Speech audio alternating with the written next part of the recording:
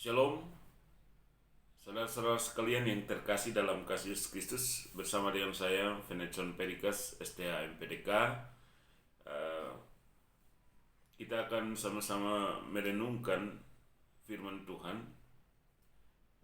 Dan kali ini saya akan berbicara dalam satu tema, yaitu antara iman dan hikmat. Antara iman dan hikmat. Sebelum saya membagikan kebenaran firman Tuhan ini bagi kita semua, mari kita menghadap Tuhan di dalam doa. Kita berdoa. Ya Bapa, biarlah firman-Mu menerangi kami, supaya kami layak tinggal dalam firman-Mu, dan firman-Mu tinggal di dalam kehidupan kami. Berfirmanlah ya Tuhan, kami anak-anak-Mu siap mendengarnya. Amin. Saudara-saudara sekalian yang terkasih dalam kasih Yesus Kristus, saya memilih nats pembacaan firman Tuhan yang terambil dari Yakobus pasal 1, Yakobus pasal 1 ayat 2 sampai 8. Yakobus pasal 1 ayat 2 sampai 8 yang berbunyi demikian. Iman dan hikmat. Saudara-saudara, anggaplah sebagai satu kebahagiaan apabila kamu jatuh ke dalam berbagai pencobaan. Sebab kamu tahu bahwa ujian terhadap imanmu itu menghasilkan ketekunan. Dan biarlah ketekunan itu memperoleh buah yang matang, supaya kamu menjadi sempurna dan utuh dan tak berkekurangan satu apapun. Tetapi apabila di antara kamu ada yang kekurangan hikmat, hendaklah ia memintakannya kepada Allah, yang memberikan kepada semua orang dengan murah hati dan dengan tidak membangkit-bangkit, maka hal itu akan diberikan kepadanya. Hendaklah ia memintanya dalam iman, dan sama sekali jangan bimbang, sebab orang yang bimbang sama dengan gelombang laut yang diombang-ambingkan kian kemari oleh angin. Orang yang demikian janganlah mengira bahwa ia akan menerima sesuatu dari Tuhan. Sebab orang yang mendua hati tidak akan tenang dalam hidupnya. Saudara-saudara sekalian yang terkasih dalam kasih Yesus Kristus, dari tema yang saya sampaikan tadi bahwa iman dan hikmat itu harus berjalan beriringan. Digambarkan oleh Yakobus bahwa manusia tidak akan bisa memisahkan diri dari pencobaan atau dari tantangan atau persoalan yang dia hadapi dan jalani. Selagi manusia hidup, dia akan berhadapan dengan persoalan-persoalan baru dan tantangan-tantangan baru yang melekat, yang terus mengikuti dia, bahkan ada dan menjadi bagian dari kehidupannya. Tetapi yang penting bukan ada di situ.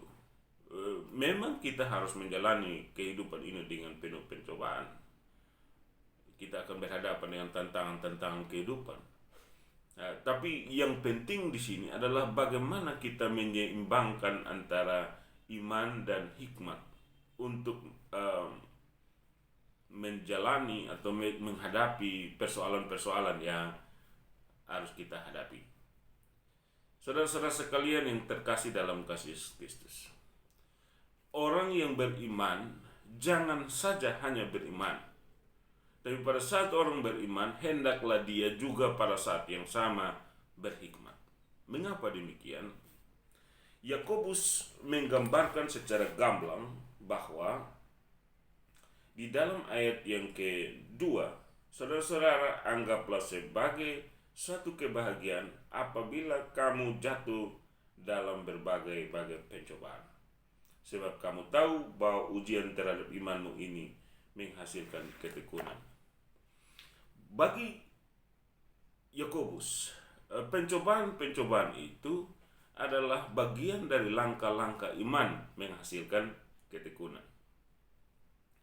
Dan antara iman dan hikmat itu harus diolah secara baik di dalam kehidupan orang percaya ketika berhadapan dengan persoalan.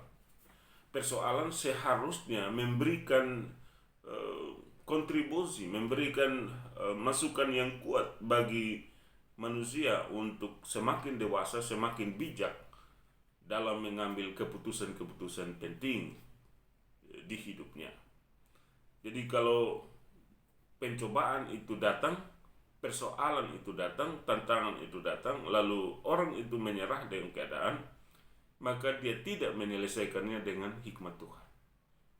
Nah, karena itu iman bertumbuh. Pertumbuhan itu melalui cobaan-cobaan yang menerpa dia. Nah, cobaan-cobaan yang menerpanya akan menghasilkan ketekunan. Ketekunan itu terbentuk karena hikmat. Ya. Orang akan bertekun untuk mencapai segala sesuatu. Nah, karena itu tantangan yang kita jalani atau yang kita hadapi tidak boleh membuat orang berputus asa atau kecewa atau lalu menyerah dengan keadaan. Tapi tantangan yang dihadapi seharusnya membuat kita tambah kuat, tambah tekun, tambah maju. Kenapa demikian? Kalau orang menggabungkan antara iman dan hikmat, maka dia melihat tantangan itu dalam rasa optimisme bahwa Tuhan sedang mengajarkan banyak hal yang penting bagi dia untuk berkembang. Jadi jangan pernah menyerah kalau kita berhadapan dengan tantangan, karena tantangan itu akan membentuk ketekunan kita. Ya, tidak ada mahasiswa atau siswa yang akan dinyatakan lulus tanpa ujian. Dia baru bisa dinyatakan lulus kalau dia sudah melewati tahapan yang namanya ujian. Dan itu di dalam kehidupan akademik formal. Tapi keadaan itu juga lah yang akan dibawa di dalam keadaan hidup kita sebagai manusia. Jadi yang pertama adalah iman dan hikmat itu harus bekerja sama untuk membangun mental yang kuat, membangun ketekunan yang utuh. Melihat dari pemahaman iman artinya melihat bahwa Tuhan ada di dalam proses ini, untuk Tuhan mengizinkan proses tantangan persoalan kehidupan ini untuk membentuk kita menjadi kuat. Sedangkan hikmat itu berhubungan dengan kemampuan untuk mengolah pikiran kita, untuk mengolah ketenangan kita, untuk mengolah kedewasaan kita, untuk semakin matang berhadapan dengan persoalan. Itu hal yang pertama. Hal yang kedua, saudara-saudara sekalian yang terkasih, di ayat yang keempat, dan biarlah ketekunan itu memperoleh buah yang matang, supaya kamu menjadi sempurna dan utuh, dan tidak kekurangan satu apapun. Supaya kamu menjadi sempurna dan utuh, supaya kamu menjadi sempurna dan utuh, dan tidak kekurangan satu apapun. Saudara-saudaraku, tujuan manusia adalah menjadi sempurna dan utuh melihat persoalan. Persoalan dari dalam dirinya sendiri atau persoalan dari luar dirinya sendiri. Dia harus melihat, mendudukkan masalah, mendudukkan persoalan itu secara sempurna dan utuh. Mengapa demikian? Tahapan pertama tadi soal ketekunan, tahapan kedua adalah mendudukkan persoalan menjadi sempurna dan utuh. Kalau orang tidak melihat masalah secara sempurna dan utuh, maka dia akan membangun persepsi yang salah, dia akan membangun kesimpulan yang salah, dia akan membangun cara berpikir dan paradigma salah. Kalau dia akan membangun kesimpulan yang salah, maka dia akan bertindak salah. Dia akan memutuskan salah. Dan itu menjadi bagian yang tidak harus ada di dalam kehidupan orang percaya. Yakobus menyatakan bahwa kesimpulan-kesimpulan orang percaya untuk melihat persoalan itu harusnya kesimpulan yang sempurna dan utuh, bukan kesimpulan setengah-setengah. Ya. Kita bisa salah menilai orang lain. Apa yang orang lain sampaikan, kalau kita tidak dengan tenang melihatnya, kita bisa mencurigai orang itu dengan konsep-konsep kita yang salah. Dan kita berpikir bahwa apa yang kita lakukan untuk menilai dia sudah benar. Ternyata tidak. Kita tidak utuh melihat masalah. Kita tidak utuh melihat persoalan. Kita membangun pemikiran dan pemahaman di hanya sebagian. Dan kesimpulan sebagian atau pemahaman sebagian itu akan menjadi masalah bagi kita. Masalahnya ada di mana? Masalahnya kita tidak dewasa mencerna kehidupan ini. Tindakan-tindakan kita, kesimpulan-kesimpulan kita akan memvonis orang lain secara salah. Bayangkan kalau hakim tidak mendapatkan satu kesimpulan utuh dan sempurna. Bayangkan kalau polisi itu tidak dapat menghimpun data-data valid sebelum mengajukan tuntutan, atau jaksa mengajukan tuntutannya tanpa bukti-bukti yang valid dan cukup dan sempurna. Sebelum kita mengambil keputusan untuk menyelesaikan persoalan dan masalah, kata Yakobus, kita harus melihatnya apakah sudah utuh sempurna atau belum. Persoalannya adalah kecenderungan manusia adalah belum memahami satu masalah secara utuh, dia sudah memberi kesimpulan. Dia terburu-buru menilai orang lain. Dia terburu-buru menganggap orang lain salah. Atau dia terburu-buru menganggap bahwa ini tidak baik, ini jelek.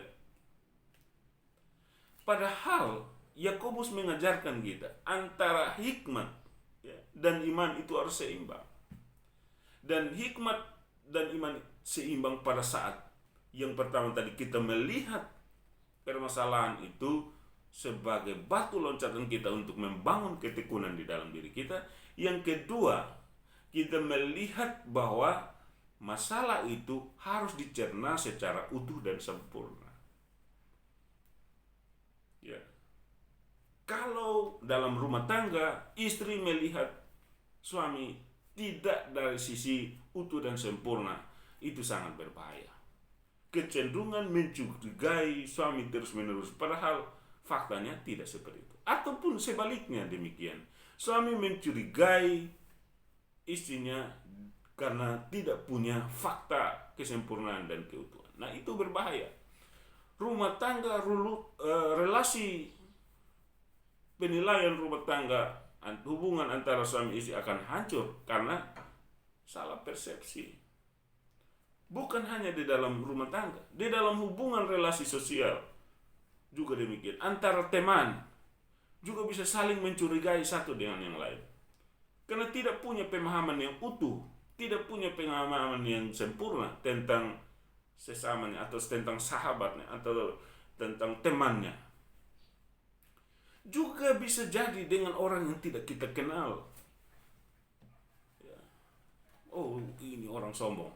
Oh, ini orang bodoh. Ini orang tidak tahu apa-apa. Nah, kesimpulan-kesimpulan subjektif seperti itu adalah kesimpulan yang fatal.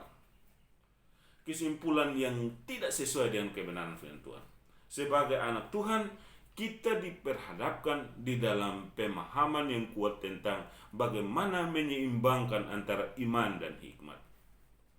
Orang-orang yang berdoa, orang-orang yang melayani, orang-orang yang bergaul, orang-orang yang bersaksi, orang-orang yang harus menjalani segala sesuatu, dia harus mengumpulkan pemahaman yang sempurna dan utuh sebelum berkata-kata, sebelum menyimpulkan sesuatu.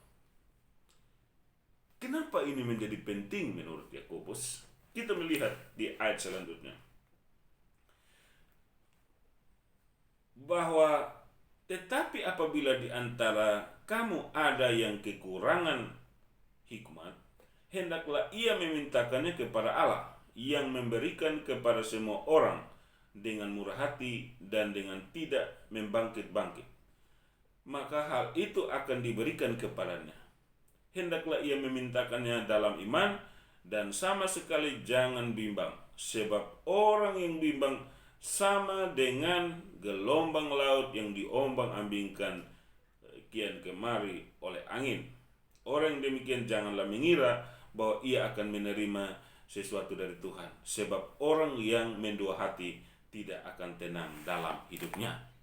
Saudara-saudaraku sekalian yang terkasih dalam kasih Kristus, kita melihat bahwa kalau kita tidak memiliki hikmat, kalau kita tidak punya hikmat, kalau kita kekurangan hikmat untuk memahami satu masalah, kita harus memintanya dari Tuhan. Ya, kita harus memintanya dari Tuhan. Itu tahapan utama dan pertama. Kita harus meminta dari Tuhan. Kita meminta hikmat dari Tuhan supaya kita tidak punya kesimpulan yang salah tentang permasalahan yang ada. Yang kedua, kita juga harus jelas sikapnya. Tidak boleh mendua. Tidak boleh diumbang-ambingkan oleh gelombang. Jadi orang yang tidak pernah bersikap, orang yang tidak tahu mengambil keputusan adalah orang yang gagal dalam hidupnya. Karena dia tidak pernah melakukan segala sesuatu dengan baik, dengan sempurna, dengan utuh. Karena itu kita harus punya hikmat dari Tuhan. Kita harus punya data-data yang valid tentang keputusan yang kita ambil. Supaya kita tidak ada dalam gelombang yang tidak jelas. Ya, kita harus punya keputusan yang jelas. Jangan sampai kita terombang-ambingkan. Nah, karena itu betapa pentingnya kita melihat bahwa orang yang mendua hati ada karena dia tidak memiliki iman dan hikmat. Dia mungkin beriman, tetapi dia tidak pakai hikmat. Nah, ini tidak ada keseimbangan. Jadi kesimpulannya adalah bahwa hikmat dan iman itu harus berjalan beriringan. Di dalam kesimpulan kita, di dalam keputusan-keputusan yang kita ambil, iman dan hikmat harus berjalan. Dan pada saat itulah kita akan melihat kehidupan ini secara utuh dan sempurna. Kiranya firman Tuhan ini memberkati saudara-saudaraku sekalian. Amin. Mari kita berdoa.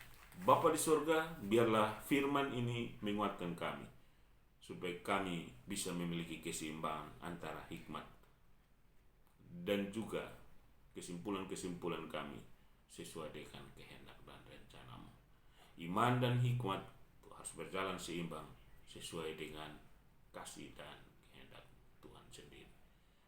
Terima kasih untuk firman-Mu. Haleluya Yesus. Amin.